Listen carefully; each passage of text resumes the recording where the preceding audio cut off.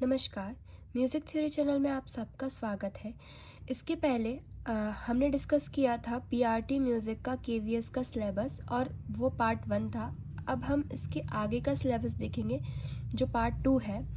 इसमें हम देखेंगे, और एक बात मैं आपको और बताना चाहती हूँ कि ये जो मैं डिस्कस कर रही हूँ सिलेबस, ये वोकल स्टूडेंट्स के लिए है।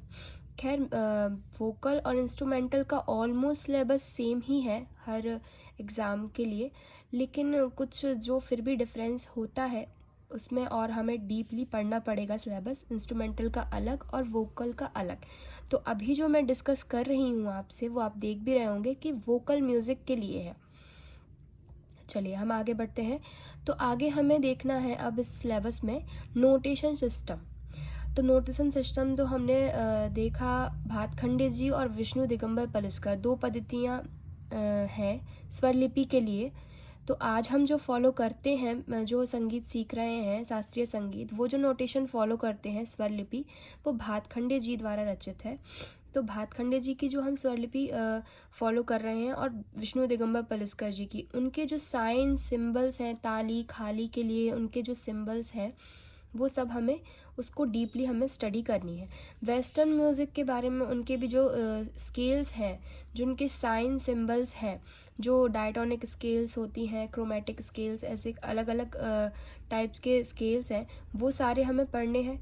और हमें हारमोनी, मेलोडी, इन सब में जो इनको इंडिविजुअली भी हमें पढ़ना है, और इनका हमें कंपैरेटिव, हमें इनका डिफरेंशिएट करके भी हमें इन्हें देखना है कि इनमें क्या फ़र्क है क्या नहीं। आगे हमें नॉर्दर्न और साउदर्न जो ताल पद्धतीज़ हैं वो पढ़नी है। तो ताल पद्धति मतलब नॉर्दर्न और साउदर्न का मतलब हो गया कर्नाटकी, और जो हिंदुस्तानी हमारी ताल पद्धति है उसके बारे में हमें अच्छे से नॉलेज होनी चाहिए, अलग अलग भी। और जैसा मैंने बताया कि हमें डिफरेंस भी दोनों में समझ में आना चाहिए कि वहाँ क्या डिफरेंस है, और हमारे हिंदुस्तानी संगीत पद्धति में क्या डिफरेंस है, और कर्नाटकी में क्या डिफरेंस है। आगे हम देखेंगे बायोग्राफीज। जो हमारे विद्वान थे प्राचीन काल के, उनके जो संगीत में जो उनका योगदान है वो हमें पढ़ना है। उनका सामान्य परिचय तो हमें पढ़ना ही है, लेकिन उनका जो संगीत में योगदान है मुख्य रूप से हमें वो देखना है। जैसे कि भातखंडे जी हो गए, अब इनका योगदान क्या हो गया? इनका तो सबसे बड़ा योगदान यही है कि इनकी जो स्वर लिपि है वो हम आज भी फॉलो कर रहे हैं। इसी तरह से विष्णु दिगंबर पलुस्कर जी की, तानसेन जी की, अमीर खुसरो जी की, रविशंकर जी की, इन सब की, कुदऊ सिंह की, नाना साहेब पानसे जी की, अहमद जान तिरकवा जी की, इन सब का जो योगदान है संगीत में वो हमें डीपली पढ़ना होगा। उसके आगे हम देखें तो हमें क्या पढ़ना है? हमें गीत, गंधर्व, गान, देसी संगीत, स्थाई, इन सब की हमें संक्षेप में हमें इनका परिचय पढ़ना है कि ये होते क्या हैं एक्चुअल में। मीड़ क्या होती है, गमक क्या होती है, ये सब हमें।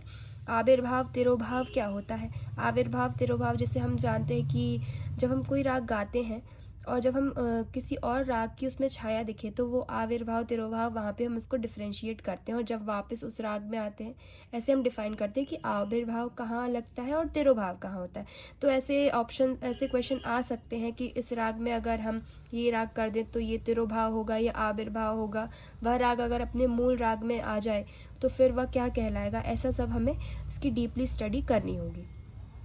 आगे हम देखते हैं तो हमें राग, न्यास, अल्पत्व, बहुत, तिरोभाव, आविर्भाव, जैसे मैंने आपको भी बताया कि न्यास क्या होता है, अल्पत्व क्या होता है, बहुत्व क्या होता है। और आपको अल्पत्व और बहुत्व के भी कुछ प्रकार मिलेंगे, वो भी आपको पढ़ने हों, क्योंकि टर्म्स, म्यूज़िक में जो टर्म है वो हमें पता होना चाहिए। इसमें आप कभी भी कोई भी ऐसे तुक्का नहीं मार सकते जब तक आपको उसके बारे में कुछ सामान्य ज्ञान ना हो। जैसे कि काकू हो गया, ये सब चीज़ें ऐसी हैं जिनके बारे में, गौपुच हो गया, जिन इन सब चीज़ों के बारे में जब तक आपको थोड़ा बहुत सामान्य ज्ञान नहीं होगा तब तक आप इनके बारे में कोई भी अंदाज़ा नहीं लगा पाएंगे। तो आपको न्यास, अल्पत्व, बहुत्व, तिरोभाव, आविर्भाव, इन सबको अच्छे से जानना है, और इनके जो प्रकार हैं अंदर उन्हें भी अच्छे से जानना है कि उसमें क्या डिफरेंस है। अब इसमें आते हैं राग, दरबारी। अब आपको ये देखना है कि किस में आपको आविर्भाव, तिरोभाव के भी कुछ राग हैं प्रमुख, जिनमें मुख्य रूप से देखने को हमें मिलता है आविर्भाव, तिरोभाव। ललित, दरबारी, अड़ाना, मियाँ मल्हार, गौड़ मल्हार, बहार, तोड़ी, मुल्तानी, देसी, जोगिया, विभास, भैरव, यमन आदि।